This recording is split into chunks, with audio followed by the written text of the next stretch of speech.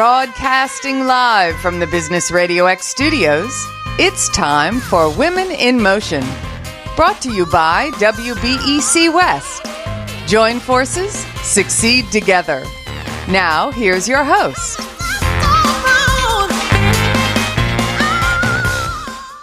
Lee Kantor here, another episode of Women in Motion, and this is going to be a good one.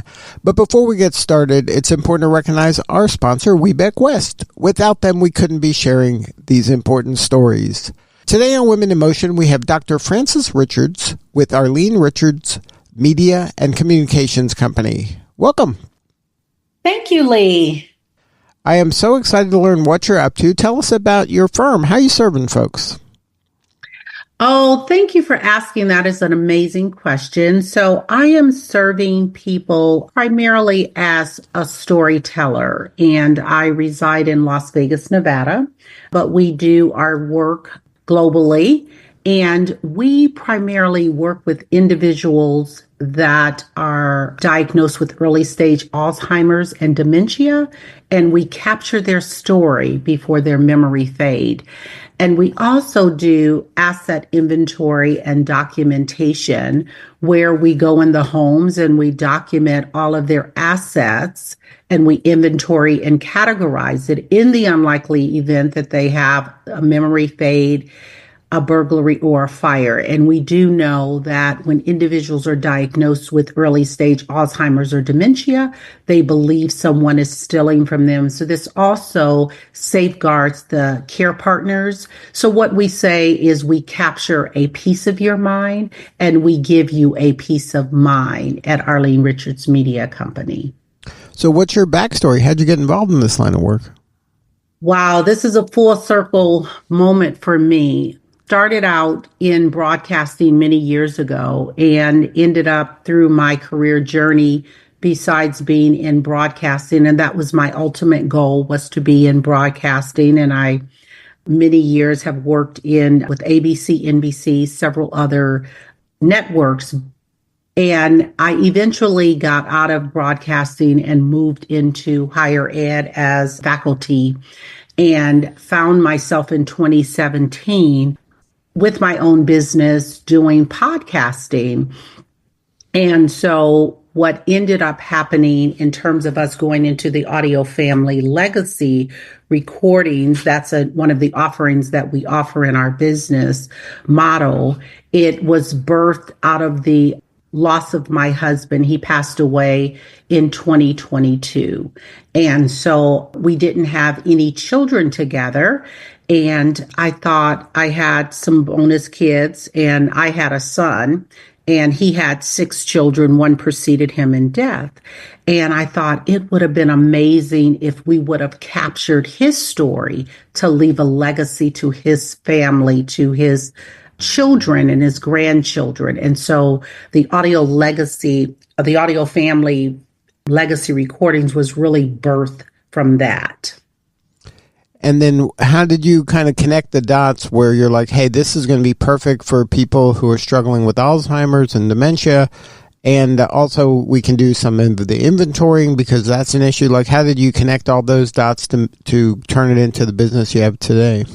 Yeah, thank you for that, Lee. So we do audio family legacy recordings for anyone, and it started from a celebratory piece. I always like to come from a positive perspective, and how and our primary focus is around the Alzheimer's and dementia. Mainly, I do a lot of work with in the community with widows and seniors, and I saw a gap. And I'm also I'm in the biotech space here, and we're doing it's early, but we're in the process of doing a non-pharmaceutical trial around Alzheimer's and dementia with African American women. And so I've seen over the last couple of years just this spike, the increase in Alzheimer's and dementia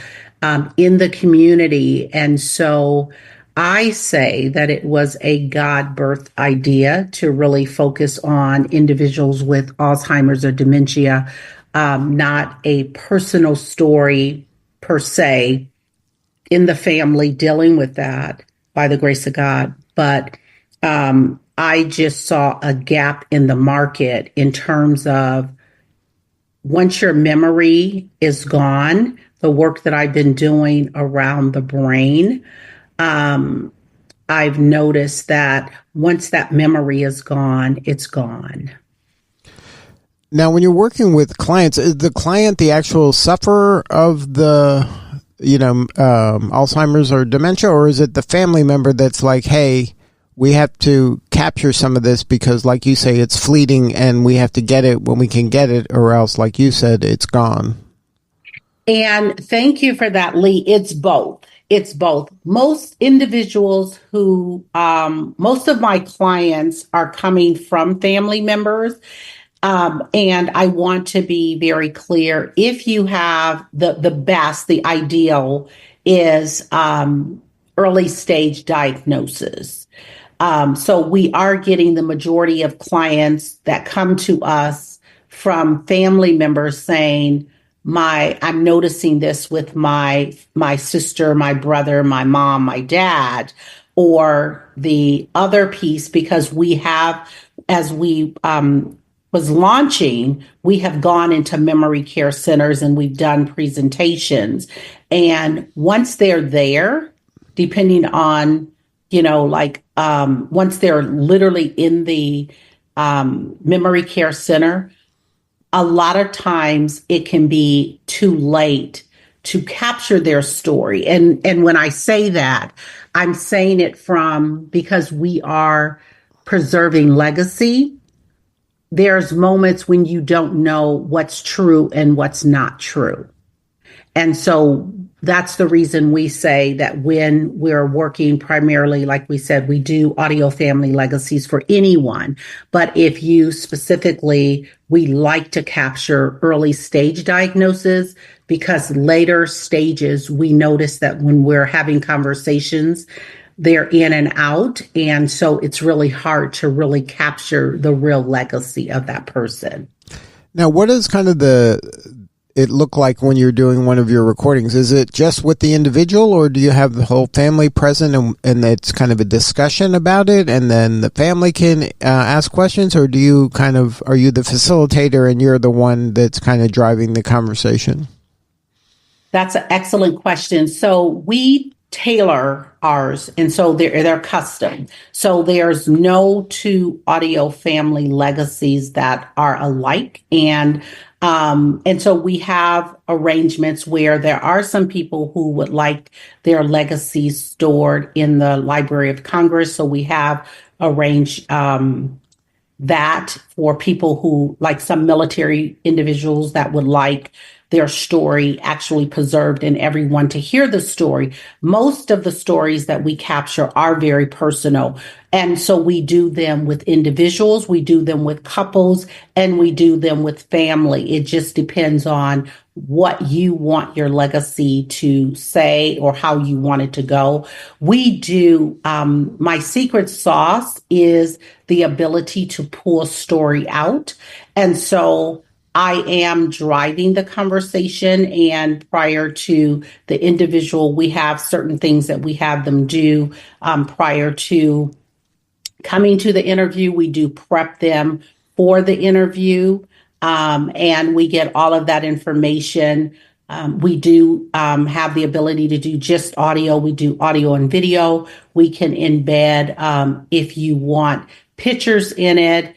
We are able to do books if you want to turn it into a book. So we do custom your legacy.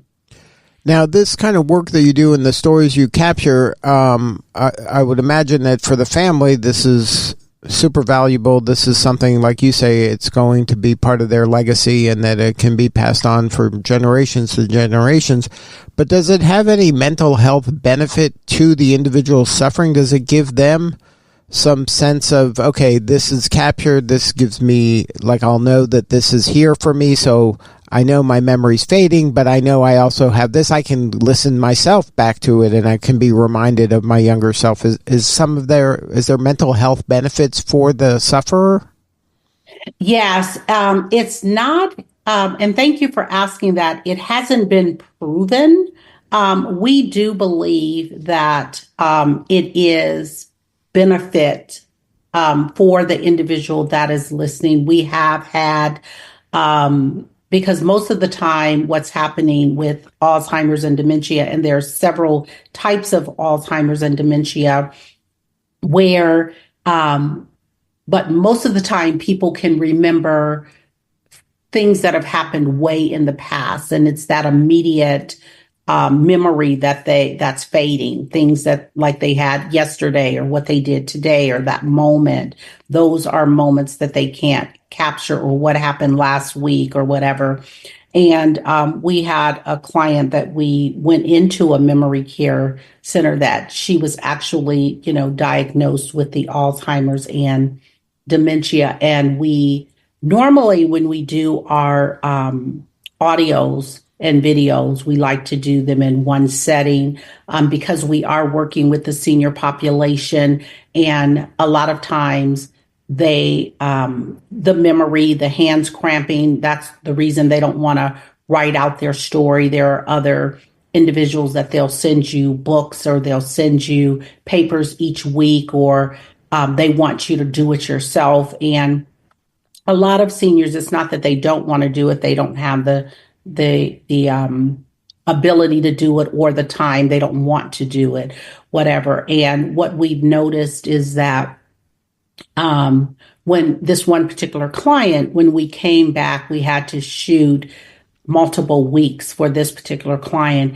And she remembered us, and she remembered the stories that she told. And so her sister, when she actually heard the whole interview, she just, and that's what we're finding when we actually give them the thumb drive with all the information on it. They are literally just bawling, because for her to see what her sister remembered, even from not just the past, but even from our time recording. And she said, oh, you have more equipment or you have less equipment. So she was very intuitive of what was going on. And if you've ever worked with anyone or experienced someone living with Alzheimer's or dementia, that's really important for you to see that it gives you hope. And so thank you for asking that. And I would imagine it gives comfort to the family as well, because with your skill, and you mentioned your superpower of being this excellent facilitator of these stories and conversations, you're able to probably uncover some memories or some important things that have occurred in the past that maybe that can be useful in the future. Like, I know a lot of people with Alzheimer's, the music of the time, or maybe they enjoyed dancing and then they haven't done it in a while. And then, but by just uncovering some of those things, you can kind of insert some of those activities into their life as they get older, and that'll bring them comfort. Absolutely. And that is true, because one of the questions that we'll ask, depending on the client, we did ask this specific client her favorite song, and it was embedded in the video, and it was shown to her family that this is her favorite song, which people may or may not know that information. And when I played the song, what was interesting, when she shared the song, when we concluded the interview recording each time, I would play the song and she would just sing the song. And so it is. And that's one of the things that is so important, even for us, that we are exercising our brain, just like we're exercising our bodies, and each and every day. It's so important that you not wait until that moment, but that every day you're doing something, whether it's puzzles or something with numbers or something to stimulate your brain. And that interaction. And I know that we're becoming more internet sociable, Zoom sociable, but it's so important that we interact with people. That's so good for the brain. Now, do you have any advice for people, maybe they're not ready for your service just yet, but maybe they'd like to try this on their own? Or there's some things that an individual can do on their own to capture some of these moments and stories? Yes, absolutely. So if you want to do it yourself, I would recommend that you do is do a set of questions and for that person, and ask the person, who are they talking to? And that's so important. And and you can start recording the stories. You can also capture, you can be informal, where you just hit your recording when you're at a family gathering and pull a matriarch aside and start just recording. And I think that that's a way to get started if you want to do it yourself. Now, why was it important for you to have your firm and you be so involved with the Weebeck West community? Oh, you know what I like to say?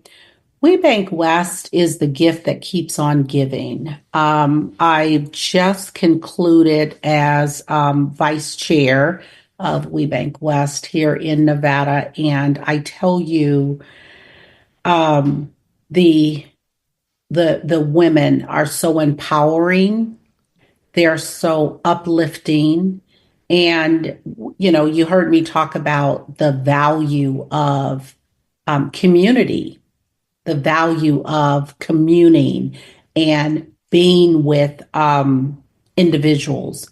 And that's what I have to say about WeBank West, is that just to know that you could pick up the phone and call someone, or you can meet up. They are so supportive. The women business owners are so supportive, and they understand it doesn't matter where you're at in terms of your business, whether you're a startup or seasoned.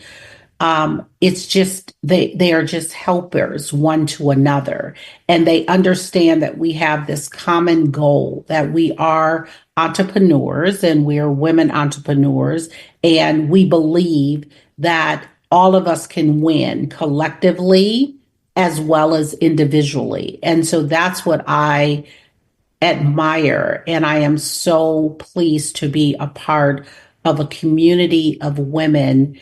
And when we come together, whether it's a national event or we are coming together just for the West Coast, just state to state, it's just they want to see us win. And from the top of the leadership into all the women involved, it's just that synergy that we can all win. Now, any advice for that person that's in the corporate world and has, quote unquote, real job, and maybe has a desire to at one point become an entrepreneur? Any advice for that person when it comes to starting your own business and building your own legacy? Absolutely. And I call it a hybrid entrepreneur. And I was once that, and I would tell you to start and do it. So at one point, I had a 9 to 5, and I called them my investors. And I was also building my business on the side, not knowing what it is I wanted to do or be, but knew that I needed an exit plan, because as it was passion for me. I have always been bit by the entrepreneurial bug at a very young age and didn't even know what it was. And so I would tell them to start. And it's actually the best time to start when you have your 9 to 5, when you have those investors, because I would say as you start building that business and building that capital, and that gives you the ability to go on and launch and have the ability to just leap if that's what it is you want to do. But I would say that if you have any desire to be an entrepreneur, to do it. That's one thing you don't ever want to leave with or have your legacy said. And one thing we say, the grave is full of a lot of dreams that were never realized. And so if you have a dream to actually become an entrepreneur, or even see if that's something you'd like to do, the best time I think to do it is when you have your investors, I call your business, to be able to do that. So what do you need more of? How can we help you? Do you need more relationships with Alzheimer's and dementia organizations? Do you need more, people, clients? Like, how can we help you? Do you need investors in your business? What can we do for you? Thank you so much. And I do need, we're doing clients one-to-one now, and we're moving into a business-to-business model. So any relationships with organizations that you would see that would actually benefit them, we see that would be great for us. We've been meeting with a lot of neurologists and any general practitioners there, or speech therapists. Those are frontline individuals that have those clients. They're the individuals that tell them that they are diagnosed with Alzheimer's or dementia. Any nonprofit that has funding that they would like to see some of their clients with their own legacy preserved. Any of those relationships, we're open, and we're always open to take clients one-on-one, as well as we do look for investors as we move further into bringing our non-pharmaceutical trial to commercialize it. So thank you for that, Lee. So if somebody wants to learn more, have a more substantive conversation with you or somebody on the team, is there a website? Is there a best way to connect? Absolutely. They can reach, the website is drfrancisrichards.com, and that's Francis with ES. And you can always also reach me at fr@francisrichards.com. And I'm on most social medias. You can also reach me there, also on LinkedIn. Well, thank you so much for sharing your story today. You're doing such important work, and we appreciate you. Thank you, Lee. Appreciate you and the work that you are doing. All right. This is Lee Kantor. We'll see you all next time on Women in Motion.